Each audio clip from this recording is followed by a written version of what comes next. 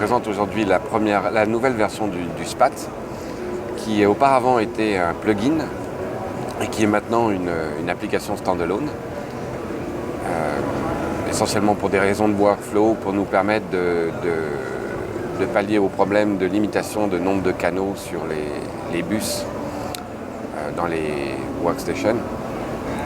Donc le principe est un petit peu différent. Maintenant, on a cette application qui est autonome. Et puis, donc elle peut gérer directement des entrées-sorties hardware, mais elle est capable aussi de recevoir des flux qui viennent des workstations par l'intermédiaire de plugins qui font un pont et qui permettent d'extraire les données audio depuis le logiciel audio et de les envoyer dans le SPAT, et puis de prendre la sortie du SPAT et de les renvoyer dans le logiciel audio, voilà, ou pas. Donc on a une page de configuration ici qui nous permet de définir à peu près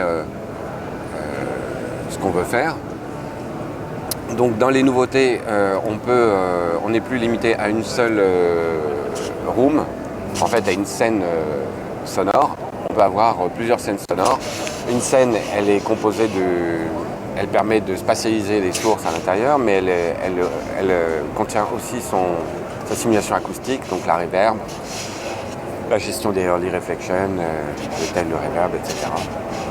Donc on peut créer plusieurs scènes. Chaque scène peut travailler dans n'importe quel format de configuration de haut-parleur. Donc on peut définir sa propre configuration de haut-parleur. On n'est pas limité dans le nombre de haut-parleurs. Et elle peut aussi travailler directement en binaural ou en ambisonique jusqu'au 4e ordre. Donc là, dans le cas tout de suite, on est sur un setup avec un cube avec 8 haut-parleurs. Voilà. Mais on pourrait aussi être en 22.2, en Dolby Atmos, etc. Dans la mesure où on fait de l'ambisonique, si je mets mes rooms en ambisonique, espérant, voilà, je peux, ça c'est une des nouveautés du logiciel, on est capable de sommer les canaux quels qu'ils soient, que ce soit du PCM, que ce soit du binaural, que ce soit de l'ambisonique. Et ensuite, on va pouvoir transcoder en temps réel dans différents formats. Donc là, par exemple, je vais transcoder sur mon cube pour sortir sur mes haut-parleurs. Mais je peux aussi générer un flux, mettons, 22.2 par exemple. Et puis si j'ai besoin de sortir un 5.1, je peux le faire également. Voilà, et donc là, je vais avoir en temps réel mon cube, mon 22.2, mon 5.1.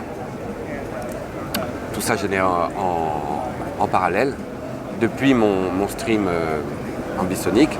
À cela, on peut aussi ajouter des streams qui proviendraient de sources. En fait, on génère des streams ambisoniques depuis les rooms, mais on peut les mélanger à des streams existants, comme ça. On peut également monitorer en binaural. On peut également monitorer en binaural n'importe lequel de nos sorties. Et on peut avoir éventuellement même plusieurs. Je vais couper ce son. On peut avoir également plusieurs monitoring binauraux en parallèle. Si on a plusieurs ingénieurs qui utiliseraient des HRTF différents, c'est possible de les avoir en parallèle. Donc voilà, on a une flexibilité de configuration qui n'existait pas dans la première version et qui nous permet de pallier à peu près toutes les configurations possibles de post-production ou même de traitement en direct. Le logiciel est conçu pour pouvoir travailler en live de manière autonome. Voilà, donc ensuite on a une des nouveautés, c'est la visualisation en 3 dimensions des sources. On a également ajouté la possibilité d'avoir outre les paramètres qui sont relatifs au point d'écoute, on a des paramètres qui vont être relatifs au barycentre de notre sélection. Donc par exemple, on va pouvoir changer la largeur entre deux sources, les faire tourner sur l'axe central au lieu de tourner autour de la tête. On va également, tous les paramètres maintenant sont applicables sur une source ou sur plusieurs sources. Si on fait une sélection multiple, voilà, on passe en mode trim et tous les changements sont appliqués à toutes les sources, donc ça peut être la scène entière. Le nombre de sources n'est limité que par la puissance de l'ordinateur, donc on arrive à des configurations relativement importantes. Et pour finir, on peut donc également filtrer nos sources et au lieu d'afficher tous les contrôles disponibles sur la source, on peut choisir d'afficher les contrôles, le type de contrôle que l'on veut pour toutes les sources. Par exemple, si je veux afficher tous les azimuts de mon filtre, là, donc de mes saxophones, là je vais avoir tous les azimuts auxquels je pourrais rajouter par exemple les distances. Et donc je choisis sur quoi je veux travailler, soit tous les contrôles pour une source ou une sélection, soit un type de contrôle pour toutes les sources. Voilà.